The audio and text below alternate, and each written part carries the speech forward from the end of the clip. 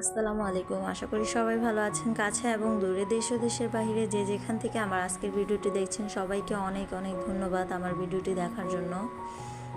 তো সকালে ঘুম থেকে উঠে রুটি বানিয়ে নিয়েছি সবার জন্য, আর এই তো এখন রুটিগুলোকে ছেঁকে নেব। আর আজকে আমি বেশি কোনো ঝামেলা করব না, রুটি দিয়ে কাঁঠাল দিয়ে খাবো আর একটু রং চা করবো। প্রতিদিন নাস্তা বানাতে খুব কষ্ট হয়, ভালো লাগে না নাস্তা বানাতে। যাই হোক, অনেক কষ্টে রুটিগুলো বানিয়ে ছেঁকে নিয়েছি। আর এই তো গতকাল যে কাঁঠালটা এনেছিল সেটাকে খুলে এখানে কাঁঠালগুলো নিয়েছি, কাঁঠালের কোষগুলো। তো কাঁঠালের কোষগুলো আর কি একটু শক্ত শক্ত ছিল। আমার কাছে চাওলা কাঁঠালটাই বেশি ভালো লাগে। যখন কাঁঠাল নিয়ে আসছে তখন আমার ননাস এসেছিল, তো তারেও কিছু কাঁঠাল দিয়েছি তার বাসার জন্য। আর এই তো আমি এদিকে কাঁঠালের বিচিগুলো খুলে নিছি কাঁঠাল থেকে। তো এক বাটি আমি ডিপ ফ্রিজ করে রাখবো আর বাকিগুলো এমনিতেই রাখবো যাতে করে খেতে পারি। তো এদিকে আমি বক্সটাকে পলিথিনে ভরে নিতেছি, ফ্রিজে ডিপ ফ্রিজ করে রাখবো সেজন্য। ডিপ ফ্রিজে যদি আপনি এইভাবে ডিপ ফ্রিজ কেন, নর্মাল ফ্রিজেও যদি এইভাবে কাঁঠাল রাখেন তাহলে কিন্তু কাঁঠালের গন্ধ বের হয়। ফ্রিজ খুললেই কাঁঠালের গন্ধ, খাবারেও কিন্তু কাঁঠালের গন্ধ হয়। তো এভাবে যদি পলিথিনে মুড়ে তারপরে ডিপ ফ্রিজ বা নর্মালে রাখা যায় তাহলে কিন্তু ফ্রিজ থেকে আর কোনো গন্ধ আসে না। আর একটা জিনিস, কাঁঠালের বিচি সহ যদি আপনি ডিপ ফ্রিজ করেন তাহলে দেখবেন আপনার বিচিগুলো আর খেতে পারবেন না, নষ্ট হয়ে যাবে।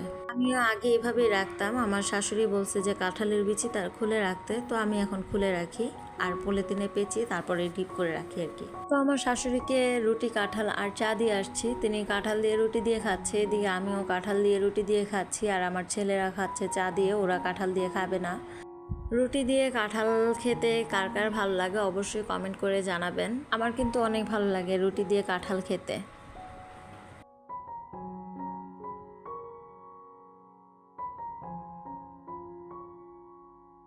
নাস্তা করতেছি আর হঠাৎ করে জোরে বৃষ্টি নামা শুরু হয়েছে, তো তাড়াতাড়ি করে এই তো জানলাগুলোকে লাগিয়ে দিচ্ছিলাম। আর আমার বড় ছেলে এই যে বলতেছে ও জানলা লাগাবে না, তো ওরে বকা দিয়ে তারপর জানালা লাগাইছি। তো মন খারাপ করে ওর দাদুর ঘরে জানালায় গিয়ে দাঁড়িয়ে আছে। তো আমি বললাম আসো আমরা একটু বৃষ্টিতে হাত দেই বাহিরে। তো এই যে মা ছেলে মিলে হাত দিয়ে একটু মজা করতেছিলাম। এতক্ষণে বৃষ্টিও কমে গেছে অনেকটা। আর আমার ছেলের কিন্তু মন খারাপ বকা দেওয়াতে, দেখলেই বুঝতে পারবেন। সকালের নাস্তার পরে আর কোনো ভিডিও করিনি, দুপুরে রান্না বাড়া করে খেয়ে নিয়েছি। আর এই তো আগের দিন রাতের বেলা মুরগি কিনে নিয়ে আসছিল, তো অনেক দিন ধরেই আর কি কোনো মুরগি আনা হয়নি, তো একবারে বেশি করে নিয়ে আসছে। তো আমি এই যে এখন মুরগিগুলো কেটে নিব। আমি কিন্তু প্রথম প্রথম মুরগি কাটতে পারতাম না, তো বিয়ের প্রথম সপ্তাহে আমার ননাসের হাজব্যান্ড 5 কেজির একটা মুরগি নিয়ে আসছে। বলছিল যে দেখি আজকে আমার শালার বউ মুরগি কাটে কিভাবে, আমি বসে বসে দেখবো শালার বউ মুরগি কাটবে। মুরগি কাটতে পারি না এটা তারা কেউই জানতো না, তো আমাকে দিছে 5 কেজির একটা মুরগি কাটতে। তো আমি 5 কেজি মুরগির 12টা বাজিয়ে দিছি, মানে কি বলবো আর, বুঝতেই পারছেন প্রথম প্রথম কাটতে গেলে কত কিছু নষ্ট হয়।